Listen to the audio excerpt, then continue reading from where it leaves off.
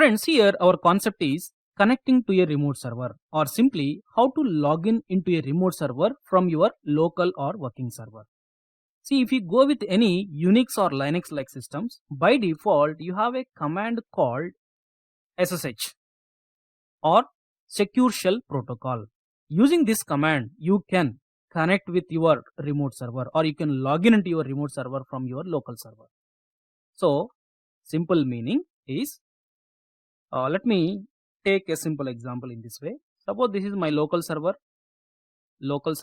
and this is a Unix or Linux like system, and I have some remote servers. Let's say remote server 1 and 2. See, if you know remote server 1, username and password with IP, so that you can log in into that by using putty terminal. But my intention is I already log in into one server, and from here I want to log in into this server and I want to log in into this server. So now, to log in from one Linux server to other Linux server, or from local server to remote server, you have to use SSH. That's it. And here we can use SSH in two ways. One is using password or password authentication. Second one is using SSH keys or passwordless authentication. Let me go with one by one. The very first one is using password, or simply password authentication. See, if you want to log in with your remote server from your local server, then you have to use command in this way: SSH, your remote server username. With what username you want to connect with your remote server? So simply username and then remote server IP. And after that, if you enter, it will prompt for password. You have to provide the password for this username on your remote server, so that your SSH, using SSH, you can able to log in into that server. Let me show you that. So before going to execute this command, first let me take my remote server. Suppose this is my remote server. So let me manually log in into that. I am opening some separate git bash terminal. There I am logging into your remote server. Fine. Now, if you observe on my remote server, suppose I am having this many users. Now I want to log in with this test user from my local server. So now come to your local server. If you want to log in with your remote server, SSH, with what username you want to log in with your remote server, @IP of that. Let me take IP of my remote server, that is public IP for AWS servers, then take it, enter. Now it is showing permission denied. Why you are getting this permission denied? And one more thing, before going to that, let me clear my old cache, old data. Don't worry about this line, you will get no.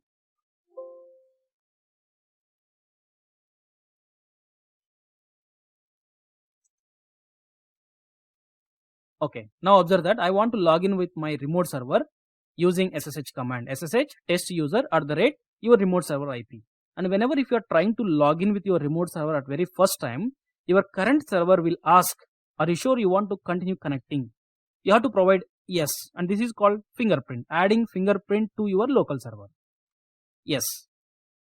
Now you provided yes, but your remote server saying that permission denied. You are not allowed to connect with your remote server. There is something problem with your remote server. Some setting, some configuration details you have to modify that. But in your real time, most probably you won't get this error, because already by default that configuration is enabled in your remote servers. I mean in your real time. Now let me open your remote server. Let me log in into root. See, you are using SSH to connect with your remote server. That's why you have to open SSH service related configuration file called sshd-config. And if you search in this file with the password authentication, PASSWORD, see that password authentication no. That means even though if you know remote server, I mean this is the remote server. Now if you want to connect from your local server using SSH on your remote server, this value should be yes. Otherwise, while using your SSH to connect with your remote server SSH service doesn't allow to connect with your remote server. That's why you have to make it this value as yes. You can comment this line, and if you come above 2 lines, there is already by default password authentication yes is there. Just enable it by deleting that comment line, I mean hash symbol.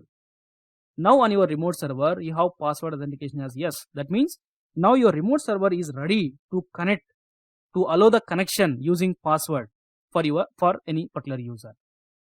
Now come back to your local server and let me try with once again, but still you are getting permission denied. The reason is whenever if you change any configuration detail on your remote server related to that service, you have to restart it. See, systemctl restart SSHD. In case if you are using RHEL 7 or less than 7 servers, then you have to use service command. Simply service SSHD and then restart. So this command will work with your both RHEL less than 7 and greater than or equals to 7. But for greater than or equals to 7, there is a new command called systemctl, use that. But for less than 7, just use service, then service name restart. But here while working with systemctl, then your option, then last service. See that where I am writing service. But service will work with your all versions of Linux. Fine. Now I restarted the SSHD service on my remote server. Now come to your local server and enter. Now it is allowing. Now your remote server is allowing. Now just provide the password for your test user on your remote server so that you can log in with your remote server. That's it. Now I am on remote server. See that? Previously our IP is 102. Now this is 242. Anyway, this is private IP in your AWS. Don't worry about this. We are connected with using test user. Now we are on remote server. This is our local server. From there, by using SSH, some user at the rate of host name or IP of your remote server, we log in with your remote server. And in your real time, instead of providing IP, anyway you have fully qualified domain name for your server. You just provide that instead of IP. You know, some server names are there in your real time. That name you can provide instead of this IP address. That's fine. Now let me come out from your remote server. Now we are on local server. See, I am using SSH, some user at the rate your remote server IP. Suppose if I don't provide the username here, it will work. But condition is that SSH will take the default username as the user which we are using on your local server. See, let me remove this test user at the rate, and I am running without providing any username. See that? It is taking by default username for your remote server as the server which is there on your local server. So that's why whenever if you want to work with particular user, just provide SSH username at the rate of host name. Or if you want to log in with your remote server by taking the current server or local server username, then no need to provide the username. But still you can also provide local server username, no problem. Whether it is automation user or any user, you can provide it. That's it. I log in with my remote server. That's it. So simply SSH, I can also write in this way remote IP, but make sure that here remote user name is same as local terminal user. But always the better option is in this way, so that you are having clarity with what user you are connecting with your remote server. And these two are asking password and you are providing password. And before that, in case whenever if you are trying to connect with your remote server, and at that time in case if you get any error like permission denied, then first manually log in with your remote server and see the content of your SSHD config file. So you just open this file and somewhere you are having, let me give the steps. So in this file, just make it password authentication as yes. Otherwise your remote server doesn't allow to connect with it from your local server. That's fine. So this is the first way to connect with your remote server. Now let me go with the second way, that is using passwordless or simply passwordless authentication. See, as of now we are using password to connect with your remote server, but there is a possibility to avoid your password. while connecting with your remote server. Without using password, you can connect. But for that, you need to do some settings. So that settings first on your local server. First, let me log in into my local server. So this is our local server. And see, as of now, these are the directories. There is no directory called .ssh. That's fine. Now see that first I am generating the keys on my local server simply by using SSH key gen. Just enter 4 times your enter key. Now search with ls-a. Now there is a directory called .sh. See, whenever if you create a keys on your local server, it will create a directory called .ssh, and in that if you see, there are 2 files called idrsa and idrsa.pub. Now this is called private key and this is called public key. If you want to work with your remote server, first you need to exchange this key with your remote server with respect to your required username. Suppose I want to work with test user on my remote server. I want to log in with my remote server using test user without password. So before that, you need to exchange this key with your remote server. First, let me take my remote server IP from here. Then see that SSH-copy ID on your remote server. I want to connect with test user.